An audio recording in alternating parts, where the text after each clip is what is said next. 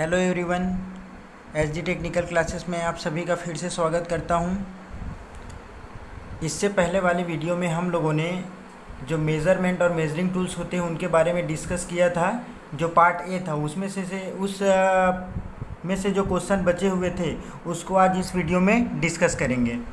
तो चलिए चलते हैं हम आज के नेक्स्ट क्वेश्चन की ओर।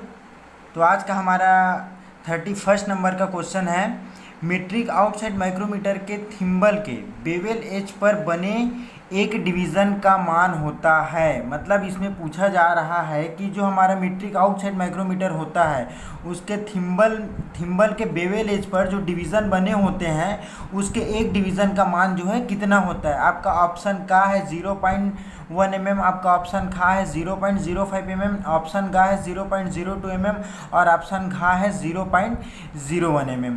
तो दोस्तों इसका जो राइट आंसर होगा ये होगा ऑप्शन घा 0.01 mm। चलिए आपको दिखाता हूँ। देखिए ये होता है इसका थिम्बल, ये होता है माइक्रोमीटर का थिम्बल जो कि बेवेल एज पे ऐसे निशान बने होते हैं। तो इस बेवेल एज पे कुल 50 डिवीज़न बने हुए रहते हैं। कितने डिवीज़न? 50 डिवीज़न बने हुए रहते हैं, जो कि मेन स्केल आपको दिखाया गया यहाँ पे स्लीव, तो उसके हाफ mm को मतलब 0.5 mm को जो हमारा थिम्बल होता है उसके 50 भागों में डिवाइड किया हुआ होता है।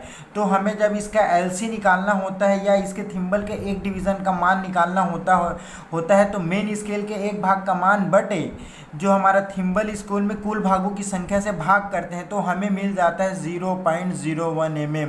दोस्तों यही हमारा क्या होगा, आंसर होगा। जो थिम्बल पे डिवीज़न बना रहता है उसके एक भाग का मान जो है कितना हो जाएगा, 0.01 mm। चलिए चलते हैं हम अपने आज के नेक्स्ट क्वेश्चन की ओर। आज का हमारा दूसरा क्वेश्चन है, यदि किसी आउटसाइड माइक्रोमीटर के थिम्बल डिवीज़न की जीरो ग्रेजुएशन डेटम लाइन से नीचे रह जाती है जबकि माइक्रोमीटर के मेजरिंग फेसेस में परस्पर संपर्क में नहीं है तब एरर होती है।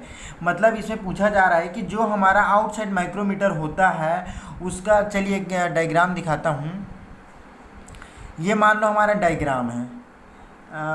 तो यहाँ पे दिखा रहा है ये एनविल और स्पिंडल जब दोनों आपस में कांटेक्ट कर ले, पूरे आसपास में आके चिपक जाएं, और ये जो हमारा थिम्बल का जीरो रहता है और ये जो मेन स्केल का जीरो रहता है जब आपस में मैच करे और ये दोनों कांटेक्ट में रहे और ये दोनों बिल्कुल मैच करने तब हमारा जीरो एरर होता है। कौन सा एरर?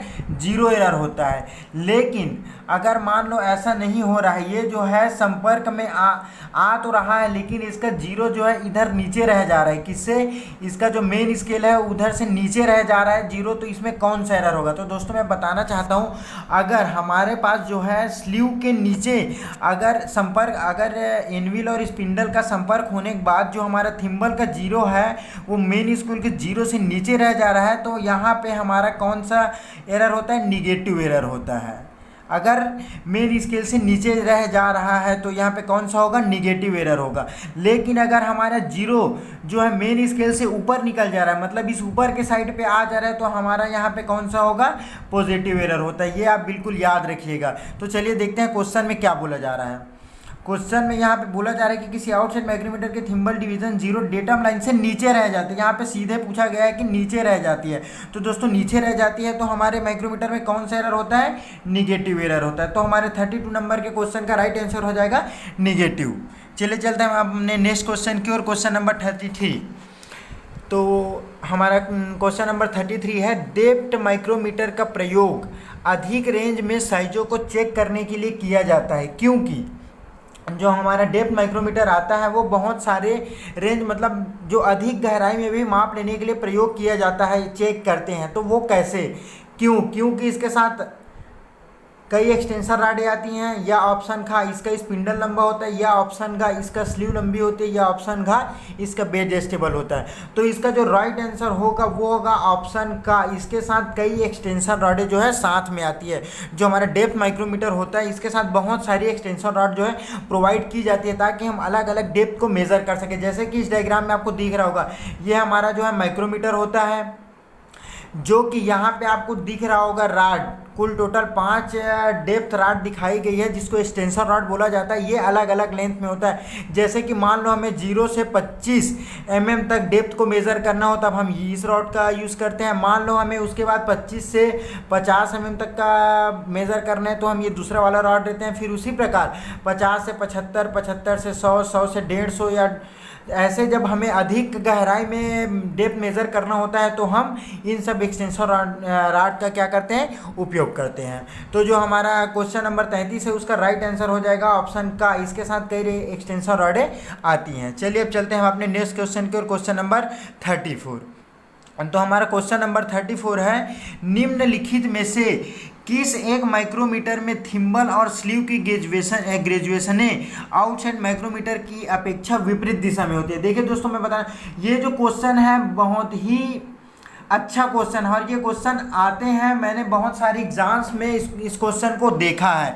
तो आप ये याद रखिएगा, इसका जो राइट आंसर होगा वो होगा हमारा डेप्थ माइक्रोमीटर। आप देख लेना, कभी भी जब देखने का मौका मिले, आपके पास जो आउटसाइड माइक्रोमीटर रहेगा, उसका जो 0 है वो इधर से स्टार्ट होकर इधर खत्म होता है। मतलब कि राइट साइड से स्टार्ट होकर जो है लेफ्ट साइड की साइड में ख़त्म होता है, उधर बढ़ते ही जाता है। लेकिन जो हमारा डेप्थ माइक्रोमीटर होता है, वो जो है इधर से स्टार्ट होके नीचे की साइड में ख़त्म होते जाता है। तो जो हमारे डेप्थ माइक्रोमीटर में ग्रेजुएशंस बने हुए रहते हैं, वो जो है इन सब माइक्रोमीटर की अपेक्षा विपरीत दिशा में बने रहते हैं। तो इस क्वेश्चन में वही पूछा जा रहा है कि निम्नलिखित में से कौन सा एक माइक्रोमीटर है जिसके थिम्बल में जो ग्रेजुएशन होती, स्लीव की ग्रेजुएशन जो होती है आउटसाइड माइक्रोमीटर की अपेक्षा विपरीत या अपोजिट दिशा में होती है। तो इसका हमारा राइट आंसर हो जाएगा ऑप्शन ख, डेप्थ माइक्रोमीटर। चलिए आप इस डायग्राम में देख भी लीजिए, इसमें दिख भी रहा होगा, जैसे कि इसमें दिख रहा होगा आपको, यहाँ पे 0 दिख रहा है, इसके नीचे इधर की साइड में आपको 0 दिख रहा है, और इधर जो है वो बढ़ते जा रहा है। जिसको आप ऐसे रोटेट करके देखें तो आपको पता चल जाएगा कि ये बिल्कुल आउट से ऊपरी दिशा में होता है। इसका जो थिम्बल होता है ये इधर से स्टार्ट होकर आता है, इधर से हम 0 करते हुए लाते हैं। चलिए अब चलते हैं हम अपने आज के नेक्स्ट क्वेश्चन की ओर। तो आज का हमारा नेक्स्ट क्वेश्चन है क्वेश्चन नंबर 35। तो क्वेश्चन नंबर 35 में बोला जा रहा है कि चित्र में दर्शाई गई वर्नियर कैलिपर की रीडिंग, मतलब जो चित्र में हमें दिखाया गया है, एक डायग्राम दिखाया गया, इसका हमें रीडिंग बताना है कि इसका रीडिंग क्या होगा। तो चलिए देख रहे हैं, इसका ऑप्शन का है 25.10, ऑप्शन का है 25.20, ऑप्शन का है 25.40 और ऑप्शन का है 25.50। तो दोस्तों इसमें मैं आपको बताने वाला हूं कि हम किसी भी ये जो दिखाया गया वर्नियर कैलिपर, इसका हम रीडिंग कैसे करते हैं। तो दोस्तों इसके लिए आप एक फार्मूला बिल्कुल याद रखिए, इसका होता है least count, LC is equal to MSD बोल सकते हैं आप शॉर्ट फॉर्म में। MSD मतलब होता है मेन स्केल डिवीज़न, प्लस आपका होता है VSD मतलब कि वर्नियर स्केल डिवीज़न को इनटू करना है LC से। किसके LC से? वर्नियर कैलिपर के LC से। तो हमारा वर्नियर कैलिपर का जो लिस्ट काउंट होता है वो होता है 0.02। तो दोस्तों आप इसको याद रखिए। चलिए अब हम देखते हैं इसमें से जो हमारा मेन स्केल है वो मेन स्केल कहाँ पे मैच कर रहा है। जो वर्नियर स्केल का 0 है वो मेन स्केल के कहाँ से, देखिए जो ऊपर दिया रहता है ये आपको 1, 2 जो लिखे हैं वो सेंटीमीटर में है, लेकिन इसको हमें mm में हमेशा बताना होता है। तो देखिए यहाँ से आप स्टार्ट करेंगे तो 20 के बाद ये 25 के बाद यहाँ आपको 5 दिख रहा होगा, तो हमारा मेन स्केल जो डिवीज़न हो जाएगा 25, तो MSD हमारा हो जाएगा 25 mm। उसके बाद प्लस कर देते हैं, उसके बाद हमें VSD देखना है। VSD मतलब वर्नियर स्केल डिवीज़न देखना है। तो यहाँ पे आपको वर्नियर स्केल डिवीज़न देखना है कि ये कहाँ पे एक्चुअल मैच कर रहा है। तो आप इधर से आप मैच करते जाएंगे तो हमें दिख रहा है कि ये जो 20 नंबर का है जो वर्नियर स्केल है, ये बिल्कुल जो है मेन स्केल के साथ मैच कर रहा है। तो वर्नियर स्केल कहाँ पे आया? 20 नंबर पे, और इसका हमें गुणा किसके साथ करना है? LC के साथ। वर्नियर कैलिपर का लिस्ट काउंट कितना होता है? 0.02। जब हम इसको पूरा सॉल्व करेंगे तो आ जाएगा 25 प्लस 20 का गुणा जब 0.02 से हो जाएगा तो ये आएगा 0.40, सॉरी ये आ जाएगा 25 प्लस जब आप 20 का गुणा 0.02 से करोगे तो ये आ जाएगा 0.40। तो यहाँ जब दोनों को हम ऐड करेंगे तो हमारा एक्चुअल आंसर जो आ जाएगा वो होगा 25.40। तो हमारा जो राइट आंसर होगा वो क्या होगा? 25.40। तो यहाँ पे हमें गा नंबर पे मिल जाता है 25.40। चलिए दोस्तों चलते हैं हम अपने नेक्स्ट क्वेश्चन की ओर। तो हमारा आज का अगला क्वेश्चन है, वर्नियर आउटसाइड माइक्रोमीटर की लिस्ट काउंट होती है। जो हमारा देखिए दोस्तों, यहाँ पे आप ये ध्यान दीजिए, यहाँ पे पूछा जा रहा है वर्नियर आउटसाइड माइक्रोमीटर, न कि मीट्रिक आउटसाइड माइक्रोमीटर और न कि नॉर्मल माइक्रोमीटर। यहाँ पे पूछा जा रहा है वर्नियर माइक्रोमीटर। तो ये वर्नियर माइक्रोमीटर जो होता है एक अलग ही टाइप का आउटसाइड माइक्रोमीटर होता है, जिसकी सहायता से हम बहुत ही ज़्यादा एक्यूरेसी से किसी भी कंपोनेंट को मेजर कर सकते हैं। तो इसका जो है लिस्ट काउंट पूछा जा रहा है, तो इसका लिस्ट काउंट कितना होता है? ऑप्शन का 0.1 mm, या ऑप्शन का 0.01 mm, या ऑप्शन का 0.001 mm, या ऑप्शन का 0.0001 mm। तो दोस्तों इसका जो राइट आंसर होगा वो होगा आपका ऑप्शन का 0.01 mm, 0.001 mm। चलिए आपको एक वर्नियर माइक्रोमीटर दिखा देता हूं जिससे आपको क्लियर हो जाएगा। तो ये होता है आपका वर्नियर माइक्रोमीटर। यहाँ पे आपको दिख रहा होगा, देखिए जो हमारा नॉर्मल आउटसाइड माइक्रोमीटर होता है उसमें जो है ये स्लीव होता है, इस स्लीव में ग्रेजुएशन बने हुए रहते हैं और थिम्बल में ग्रेजुएशन बने हुए होते हैं। ये हमारा था मीट्रिक आउटसाइड माइक्रोमीटर, नॉर्मल जितने भी माइक्रोमीटर। लेकिन जो वर्नियर माइक्रोमीटर होता है उसके जो स्लीव होते हैं उसकी ऊपर की साइड में यहाँ पे दिख रहा होगा जो लाइनें होती हैं, यहाँ पे कुल टोटल हमारे पास 10 लाइनें होती हैं। इसकी वजह से इसकी एक्यूरेसी जो है बढ़ जाती है। इसकी एक्यूरेसी बढ़कर कितना हो जाता है? 0.01 mm किसका? वर्नियर माइक्रोमीटर का। और जो नॉर्मल माइक्रोमीटर होता है उसकी एक्यूरेसी होती है 0.01 mm। तो ये आप दोनों में जो डिफरेंस है और जो एक्यूरेसी है आप बिल्कुल याद रखिए। चलिए हम चलते हैं अपने आज के नेक्स्ट क्वेश्चन की ओर। तो आज का हमारा नेक्स्ट क्वेश्चन है क्वेश्चन नंबर 37। इसमें पूछा जा रहा है कि वर्नियर हाइट गेज के किस भाग पर मेन स्केल की ग्रेजुएशन बनी हुई होती है? आपका ऑप्शन का है वर्नियर प्लेट, आपका ऑप्शन का है बीम, ऑप्शन गा है फाइन एडजस्टिंग यूनिट, या ऑप्शन घा है बेस। तो दोस्तों इसका जो राइट आंसर होगा वो होगा ऑप्शन खा बीम। जो हमारा वर्नियर हाइट गेज रहता है उसमें जो मेन स्केल बना हुआ रहता है वो जो है हमारे हाइट गेज के बीम पे बना हुआ रहता है। चलिए मैं आपको दिखा भी देता हूँ। ये होता है हमारा हाइट गेज, जो कि मार्किंग करने के लिए या लेआउट करने के लिए प्रयोग की जाती है। इसके मैं एक एक भाग को बता देना चाहूँगा। इसका जो लंबा आपको मेन स्केल दिख रहा होगा, इसको जो पूरे यहाँ तक के लंबाई को बोला जाता है बीम, जो कि इसी पे हमारा मेन स्केल बना हुआ रहता है। यहाँ पे आपको छोटा सा दिख रहा होगा, इसको बोला जाता है वर्नियर स्केल। और यहाँ पे जो नट दिख रहा है इसको बोला जाता है फाइन एडजस्टिंग स्क्रू। और ये जो स्क्राइबर लगा होता है ये होता है हमारा ऑफसेट स्क्राइबर। और इसके नीचे जो होता है इसको बोला जाता है बेस। ये जो होता है हमारा ये होता है बेस। तो दोस्तों जो हमारा वर्नियर हाइट गेज होता है उसमें जो मेन स्केल बना होता है किस में बना होता है? बीम में बना होता है। जो हमारा 37 नंबर का क्वेश्चन हो जाएगा उसका राइट आंसर हो जाएगा ऑप्शन खा बीम।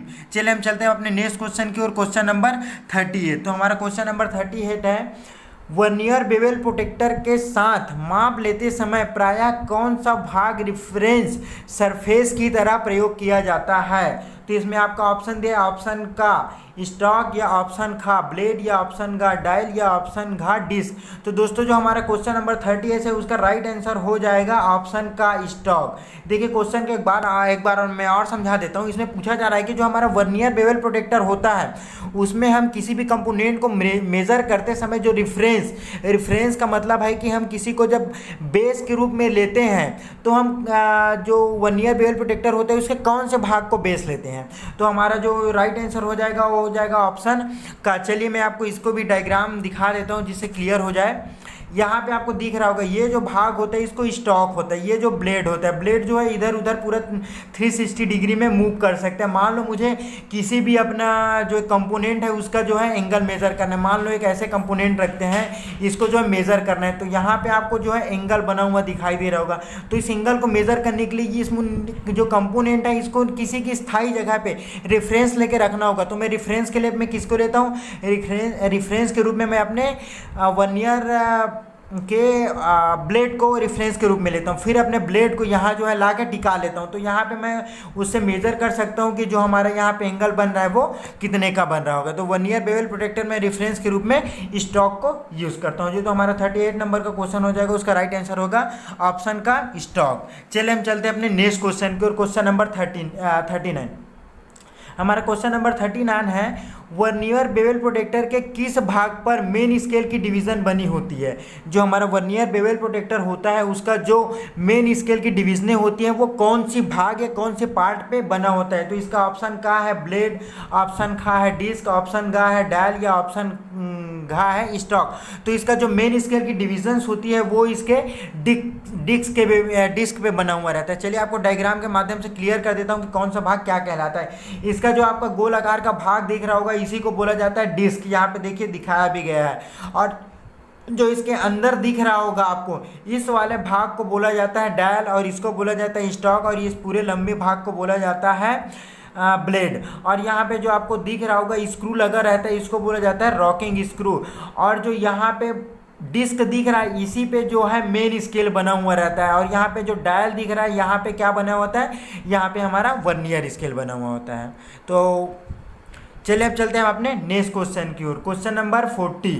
तो हमारा क्वेश्चन नंबर 40 कह रहा है कि वर्नियर बेवल प्रोटेक्टर के प्रत्येक वर्नियर स्केल डिवीजन का मान होता है।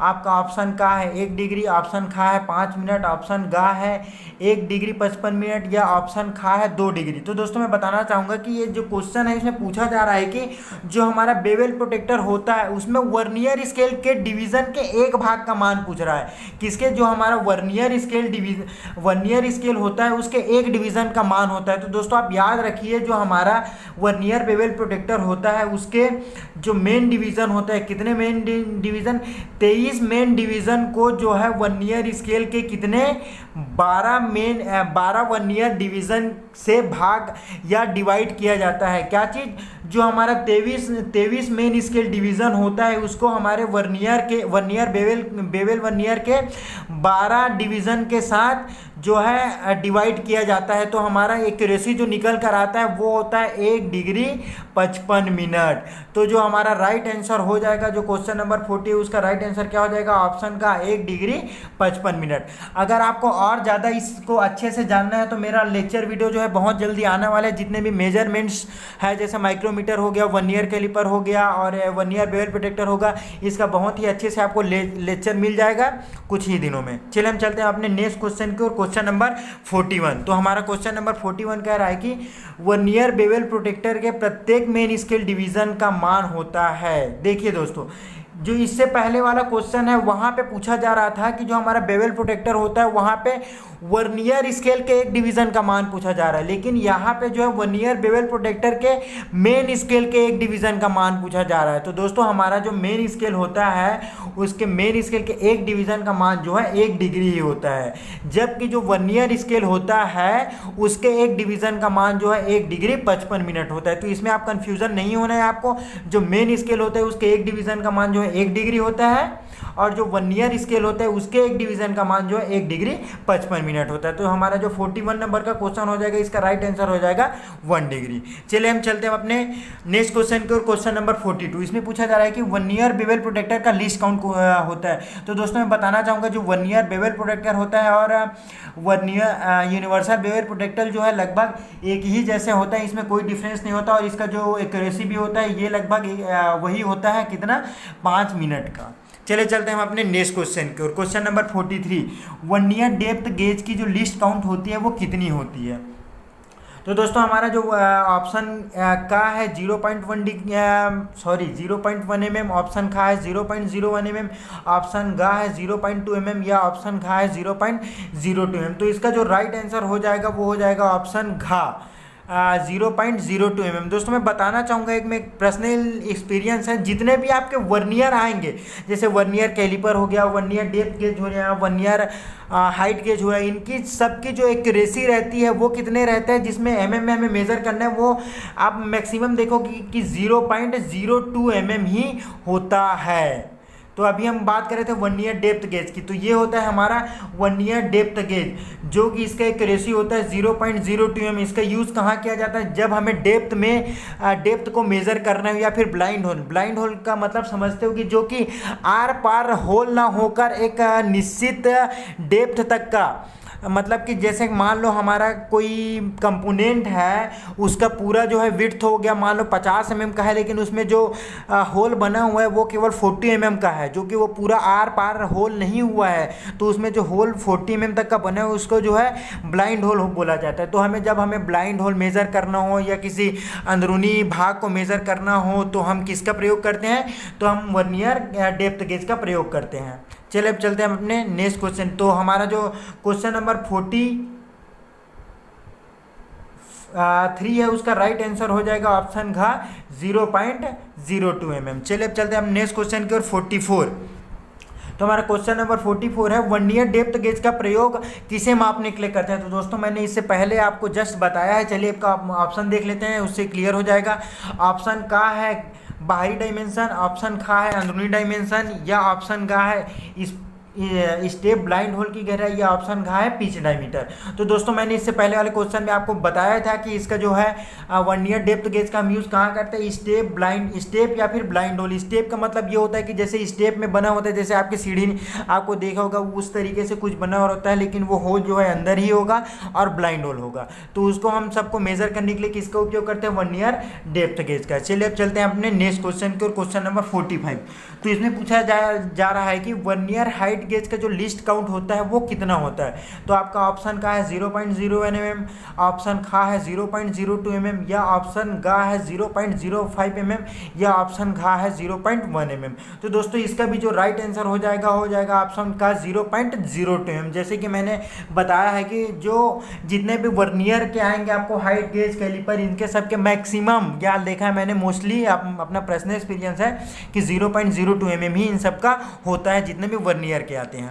चलिए अब चलते हैं अपने नेक्स्ट क्वेश्चन की और क्वेश्चन नंबर 46। इसमें बोला जा रहा है कि लेइंग आउट करते समय वर्नियर हाइट गेज का प्रयोग करना चाहिए। दोस्तों जो क्वेश्चन है एक बार और देख लीजिए, इसमें लेइंग आउट का मतलब होता है मार्किंग। हमें मार्किंग करते समय या वर्नियर हाइट गेज से मार्किंग करते समय हमें वर्नियर हाइट गेज को जो है किस पे रख कर प्रयोग करना चाहिए। तो आपका ऑप्शन का है सरफेस प्लेट पर, या ऑप्शन खा है वी ब्लॉक पर, या ऑप्शन गा है मशीन के बेड पर, या ऑप्शन घा है किसी भी फ्लैट सरफेस पर। तो दोस्तों इसका जो राइट आंसर हो जाएगा ऑप्शन का सरफेस प्लेट पर।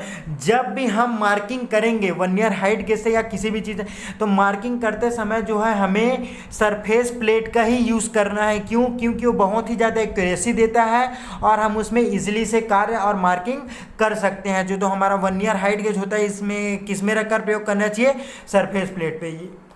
ठीक है दोस्तों, चलिए हम चलते हैं अपने आज के नेक्स्ट क्वेश्चन की ओर। तो हमारा क्वेश्चन नंबर 46 है उसका राइट आंसर हो जाएगा ऑप्शन का। चलिए अब आज का नेक्स्ट क्वेश्चन है 47। तो इसमें है कि वर्नियर हाइट गेज का साइज किसके द्वारा निर्दिष्ट किया जाता है।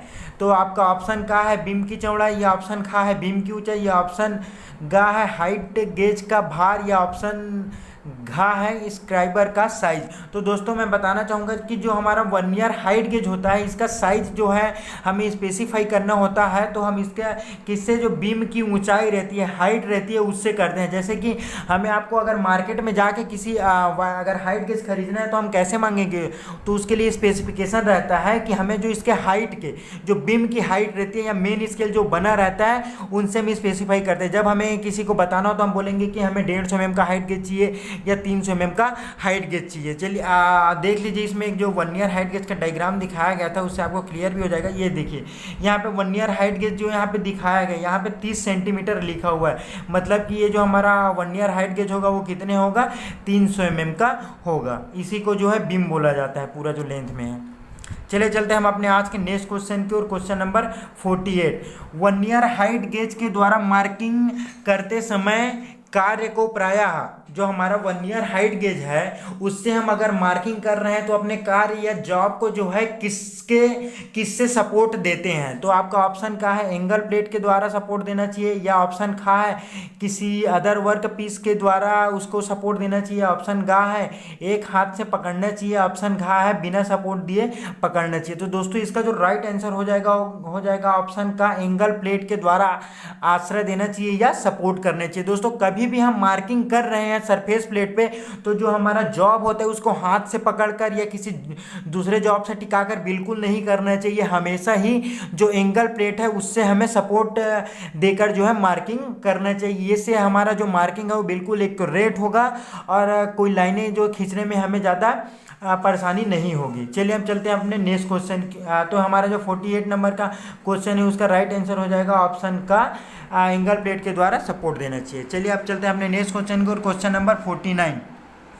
तो क्वेश्चन नंबर 49 है, सबसे छोटे साइज के इनसाइड माइक्रोमीटर की स्लीव पर किस रेंज की ग्रेजुएशन अंकित होती है। मतलब कि इसमें जो पूछा जा रहा है, जो हमारा इनसाइड माइक्रोमीटर होता है उसके स्लीव पर किस रेंज की जो ग्रेजुएशन है वो अंकित होती है।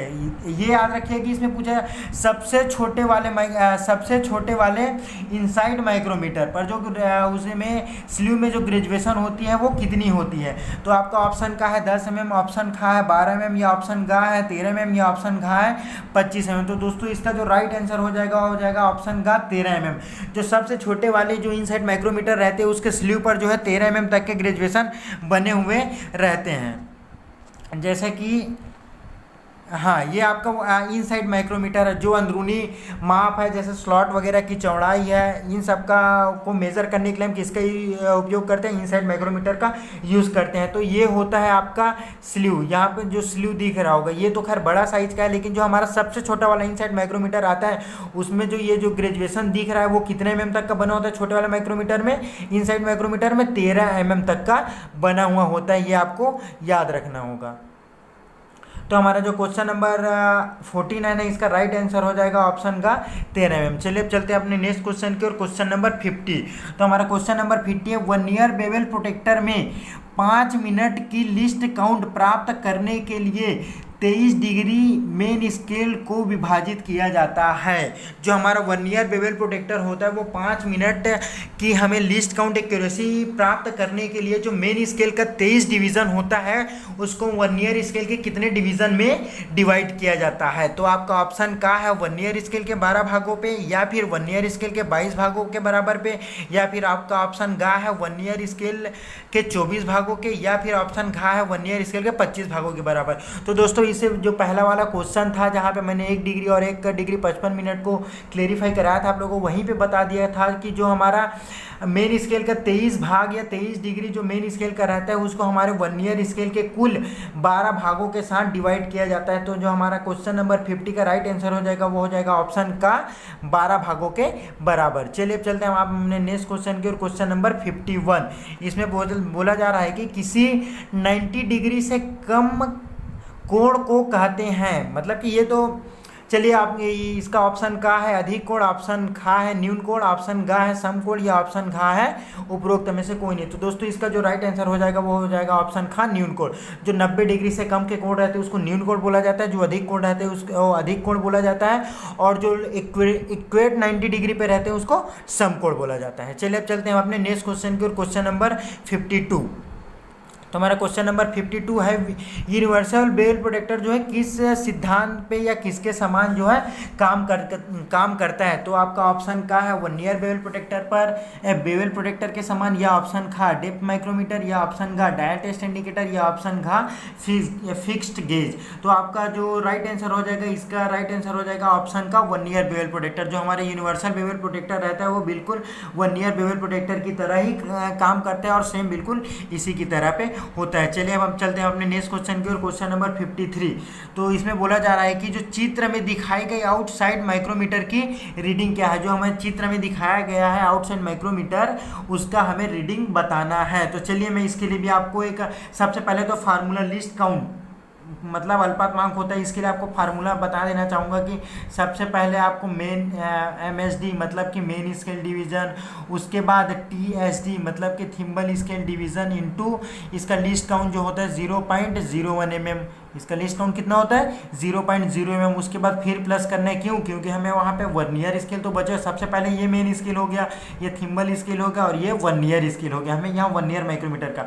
तो यहाँ पे जो है सबसे पहले MSD मतलब main scale division plus thimble scale division का उसके लिस्ट काउंट के साथ, उसका लिस्ट काउंट कितना होता है 0.0 mm, उसके बाद फिर से प्लस करना है, उसके बाद जो है VSD मतलब कि 1 ईयर स्केल डिवीजन, और इसके एक्यूरेसी के साथ गुणा करना है। तो 1 ईयर स्केल डिवीजन का एक्यूरेसी होता है 0.001 mm होता है।